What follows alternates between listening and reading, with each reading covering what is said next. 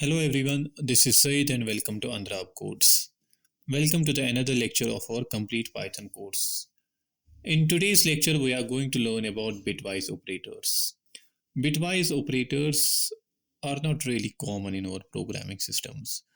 They are used in encryptions, in cryptography, in game development, and the area where bitwise operators are used is somehow not really common. So let's get started. Bitwise operators are used to perform operations on binary representation of integer numbers. Now, to really understand this concept of bitwise operators, we need to understand something that is called as binary language. Now, if you are a student of computer science, you must have heard about this, that is binary language. So, computers only understand a specific language known as binary language. So this is a really basic topics of our computer science programs, that whenever we learn about computer system, the first thing we understand that a computer system only understand a specific language that is known as binary language. So computer won't understand your English, your Chinese, your Russian, but it will understand only what? Binary language. Now, just like in English we have around 26 alphabets from A to Z, in the similar way, binary language just have two alphabets or two digits which are 0 and 1. They are called as bits. Now this 0 is a bit, this 1 is a bit.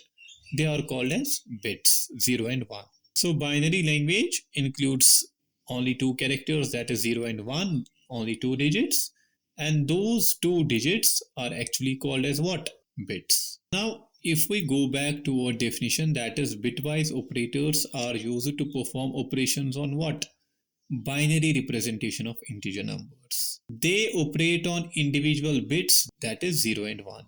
So those bitwise operators won't operate on our decimal numbers such as 1, 2, 3. So those bitwise operators won't be able to perform calculations on what? On your traditional numbers, which includes 1, 2, 3, 4, 5, 6, 7, right? So bitwise operators will only perform calculations on what? That is bits, 0 and 1. Arithmetic operators work on decimal numbers like 0, 1, 2, 3, 4, 5, 6, 7, 8, 9, 10, 11, 12, and so on. But bitwise operators first convert those numbers, also called as decimal numbers. So our bitwise operators won't make calculations on these, but will make calculations on what? Bits, that is 0 and 1. So whenever the bitwise operators perform any calculations, they first convert our decimal numbers, that is those numbers, they first convert them into what? Binary digits, that is bits, to operate on them. Here is a simple example. Here I have decimal number system and I have binary number system. It is a 8-bit representation of my decimal numbers. Now what does this 8-bit representation means? If you calculate the number of bits here, that is 1, 2, 3, 4, 5, 6, 7, 8. So those are actually 8 bits here. If you count them, those are 8 bits. That is why I am saying 8-bit representation of my decimal numbers. Those are my decimal numbers, right? And this is my binary representation of those decimal numbers. Simple. Now why I am saying 8-bit representation? In reality, you could have 10 bits, 12 bits, 13 bits, 14 bits, and so on. So the chart that is decimal versus binary 8-bit representation you are seeing right now, what does it mean? It means that a number that is 0, that is a decimal number, right? But using binary bits, it is represented using this. That is 1, 2, 3, 4, 5, 6, 7, 8. 8 times 0. That is the 8-bit representation of this 0 decimal number. Similarly, for 1, you will represent it as 7 times 0 and 1. This is just a translation of our decimal numbers to the binary digits. You don't have to remember them for now. I am just showing it so that we could understand bitwise operators. So bitwise operators only work on those bits. That is binary language. It won't operate on this. In order to work on these decimal numbers, bitwise operator first translate them into what? Binary numbers. Okay, let's move forward. First bitwise operator we have bitwise AND. Don't confuse it with the logical AND operator. Those are completely different. And the symbol to use it is actually this AND sign, right? So bitwise AND operator returns 1 if both the bits are 1. What? It returns 1 if both the bits are 1. Say for example, I am calculating 5 and 3. So according to my data, that is this 5 is equals to this. Why? See, if you see, my 5 is equals to 5 times 0, 101. 5 times 0, 101, right? Similarly for the 3, I have the representation of bits here, right? This one. So I am using that here. Now, what I say here that bitwise AND operator returns 1 if both the bits are 1. See, here the bit is 1, here the bit is 1. So if both the bits are 1, it will return 1. Simple. Second bit 0 and 1, both the bits are not same, so it will return 0. Similarly for this, both the bits are different, 1 and 0, so it will return 0. Similarly for 0 and 0, both the bits are 0, not 1. If both the bits are 1, then it will return 1. Again 0. Similarly for all those. So bitwise AND operator only returns 1 if both the bits are what? 1. If they are different, then it will return 0. If you print 5 and 3, this AND is bitwise operator. So it will return 1. Why it will return 1? Try to check this. That is 7 times 0 and 1. What is it in our data? 1, see, 1, 2, 3, 4, 5, 6, 7. 7 times 0 and 1. This here, those bits actually represents what? 1. That's why the result will be 1 here. You just have to compare the translation above. That what will be the binary representation of those decimal numbers. Since we get the result this and it is the binary representation of decimal number 1. That's why we write 1. Next operator is bitwise OR. It is represented using this sign. It returns 1 if at least one bit is 1. And operator returns 1 if both the bits were 1. But here if only one bit is 1, it will return 1. Consider an example 5 and 3 again, same, represented using their binary digits. Now tell me, 1 and 1, if at least one digit is 1, at least one bit is 1, so it will return 1. 0 and 1, so one bit is 1, so it will return 1. 1 and 0, so one bit is 1 among the two, so it will also return 1. All the others were actually 0 and 0, 0 and 0, 0 and 0. So what will they return? They will return 0. See? Simple. Bitwise OR operator only return 1 if at least one bit among the two you are calculating is 1. If there is not a single one among the bits, then it will return 0. Now tell me this. 5 times 0 and 111. Check your representation. 5 times 0, C and 111. 5 times 0 and 111. This is the representation of decimal number what? 7.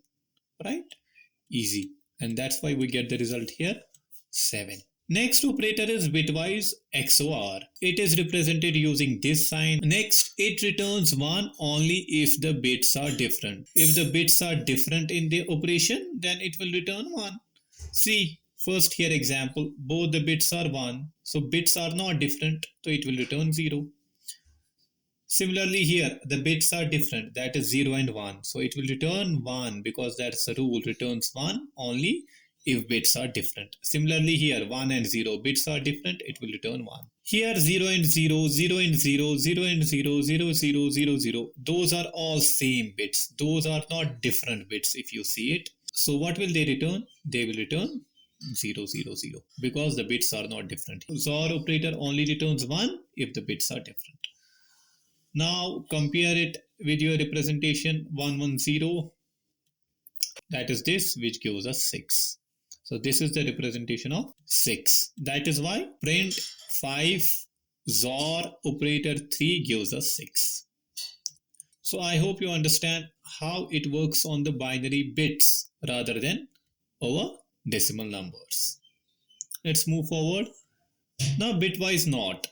Bitwise NOT operator is another type of bitwise operator, and it is represented using this sign. Bitwise operator flips your every bit. What does it mean, flips over every bit? So bitwise NOT operator, what it does, it flips over every bit. Now first important thing here is to consider is that bitwise operator only uses a single operand. That is, it won't include two operands to calculate. Here we were using two operands, say for example 5 and 3, here also 5 and 3, and an AND also. But in bitwise NOT operator, it can take a single operand. So let's see what it does. Say for example 5, the representation of 5 is this according to our representation, right? Now it flips every bit. 1 becomes 0, 0 becomes 1, 1 becomes 0, 0 becomes 1, 0 becomes 1, 0 becomes 1, 0 becomes 1, 0 becomes 1. So it just flips your every bit. That's it. That's what bitwise NOT operator does. That's it. It's simple. This inversion is also called as ones complement. So at this stage, your bitwise NOT operation is done. After flipping your every bit, it uses a formula. And what this formula is? This formula is not x equals to minus x plus 1. So if you actually put the values here, not of 5, we have to calculate not of 5, that is not 5, equals to minus 5 plus 1. And you will get what? Not 5 equals to minus 6. So this will be your output. Next one is left shift operator. This symbol is used to represent left shift bitwise operator. It shifts all bits towards left by a specified number of positions. Each shift to the left is equals to multiplying number by 2. Let's try to understand this. Say for example, I am printing the two values here, that is print. I am using the bitwise operator, that is 5, and the symbol of bitwise operator, that is left shift, and 1. So what does 5 represent in our binary representation? That is this, right? So it shifts the bits towards the left side. What? It shifts the kind of move the bits towards the left side by how many positions? By position 1 here in this case. Why? 5 needs to be shifted towards left by 1 position. See for example, if your input is this, the output will be something like this. That is, it's just shift towards the left side. This one goes there, this 0 goes there, this one goes there, this 0 there, this 0 there, this 0 there, this is here. So it just shifts positions towards the left side. Here you just remember that it shifts the positions of the bits, or there's a trick actually. Each shift to the left is equals to multiplying by number by 2. Each shift to the left is equals to multiplying by number 2. That means 5, and since here is 1, right? I just have to multiply the number 5 with 2 only one time. So the result will be 10. Similarly here, 5 left shift 2. So the result will be like this. I have to multiply number 2 how many times? 2 times. 5 multiplied by 2 multiplied by 2. That will give you 20. Similarly 3, and here you get the result by multiplying the number 2 3 times. Each one shift to the left is equals to multiplying number by 2. Let's move to our last bitwise operator, that is right shift. Now right shift operator is represented with angle brackets towards the right side symbol. Now this does what? It shifts all the bits towards the right side by a specified number of positions. In the earlier case, left shift operator was shifting over bits towards the left side. Here, right shift operators will shift over bits towards the right side. That's the only difference here.